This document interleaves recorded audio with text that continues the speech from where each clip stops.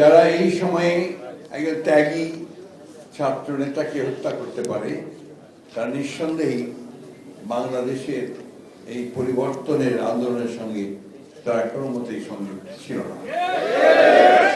আমি 15 বছরের আন্দোলনে আপনাদের শ্রমিক কতজন শহীদ হয়েছে তার একটা তালিকা আপনাদের থাকে।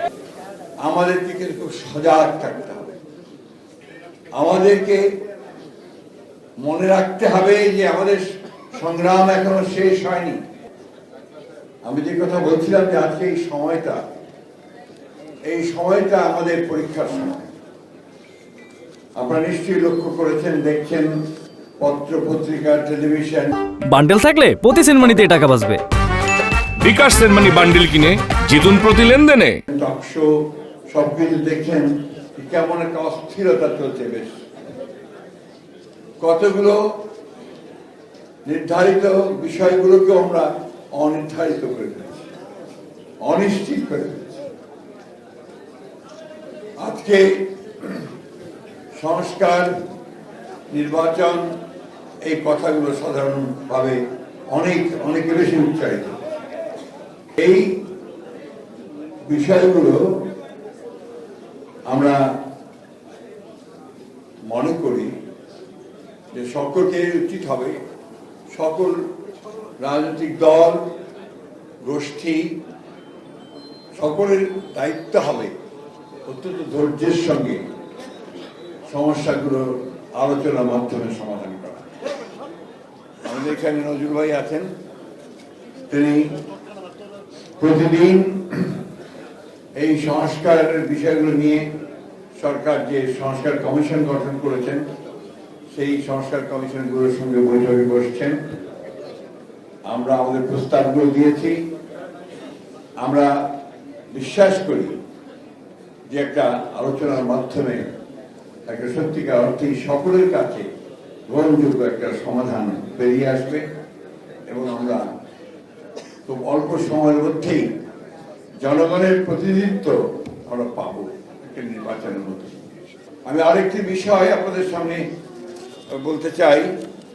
আজকে কিছুক্ষণ আগে আমি জানতে পারলাম যে আমাদের একজন ছাত্র নেতা, ছাত্রদল কর্মী, প্রাইম এশিয়া বিশ্ববিদ্যালয়ের মোহাম্মদ জাহিদুল ইসলাম পারভেজ, তাকে হত্যা করা হয়েছে।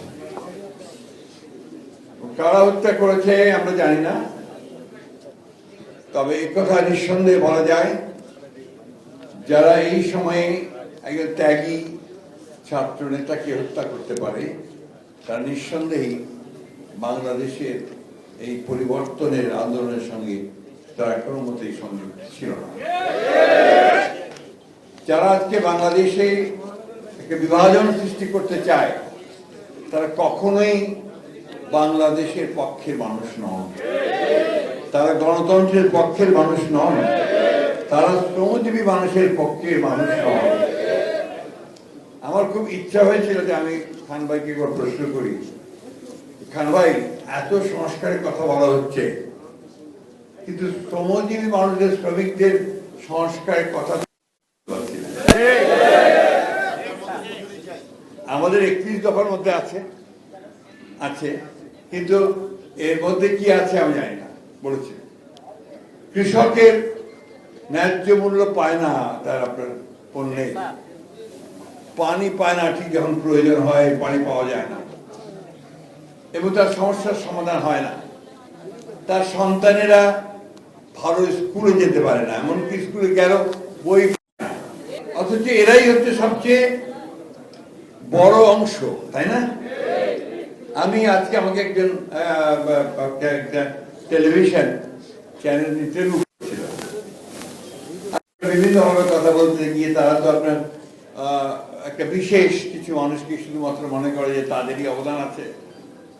আমি আপনারা তো একবারও জিজ্ঞেস করেন না যে 7 তারিখে বিএনপি অফিসের সামনে পুলিশের গুলিতে যে মকবুল শহীদ হয়েছিল সে কে ছিল? সে ছিল একটা আপনার ফ্যাক্টরি শ্রমিক। শাওন ভোলার, সে অটো চালাতো, মুন্সিগঞ্জে বা নারায়ণগঞ্জের যারা আত্মাহুতি দিয়েছিল তারা কিন্তু গণতন্ত্রের জন্যই আত্মাহুতি দিয়েছিল, তারাও শ্রমিক ছিল। আমি শ্রমিক দলকে বলবো এই তালিকাগুলো কিন্তু আপনাদের থাকা উচিত। আপনার থাকা উচিত যে এই আন্দোলনে, আমি শুধু এই জুলাই আগস্টের আন্দোলনের কথা বলছি না, আমি 15 বছরের আন্দোলনে আপনাদের শ্রমিক কতজন শহীদ হয়েছে তার একটা তালিকা আপনাদের থাকে। আমি আশা করব যে আমাদের শ্রমিক নেতৃবৃন্দ তারা এই বিষয়টার উপর গুরুত্ব দেবেন এবং এই তালিকা তারা তৈরি করবেন। বন্ধুগণ, বক্তব্য বাড়াতে চাই না, শুধু একটা কথা মনে রাখতে হবে, আমাদেরকে কিন্তু খুব সজাগ থাকতে হবে। আমাদেরকে মনে রাখতে হবে যে আমাদের সংগ্রাম এখনো শেষ হয়নি। যে কথা আমাদের খান ভাই বলেছেন, আমরা কিন্তু এখনো সেই গণতান্ত্রিক উত্তরণ আমাদের হয়নি। আমরা নির্বাচনের মধ্য দিয়ে একটা নির্বাচিত সরকার ও পার্লামেন্ট এখনো পাইনি। পেয়েছি কি? সেই জন্য আমাদেরকে অত্যন্ত সাবধানতার সঙ্গে, দৃঢ়তার সঙ্গে, সচেতনতার সঙ্গে আমাদেরকে কিন্তু কাজ করতে হবে। দলকে আরো সুদৃঢ় করতে হবে, সংগঠনকে আরো শক্তিশালী করতে হবে। শ্রমিকদের কথা শ্রমিকদেরকেই বলতে হবে, অন্য কেউ বলবে না। এই যে ঘরের মধ্যে বসে দুনিয়ার মজদুর এক হওয়া বললে কিন্তু মজদুর এক হয় না। হয় কি? আপনাদের অভিজ্ঞতা আছে সব, তাই না? সরকার পরিবর্তন হলেই আপনাদের নেতৃত্ব পরিবর্তন হয়ে যায়। কি ভুল বললাম নাকি? সুতরাং ওই সুবিধাবাদী নেতৃত্বের হাতে যেন নেতৃত্ব না যায় সেটাও আপনাদেরকে লক্ষ্য রাখতে হবে, সেটাও লক্ষ্য রাখতে হবে।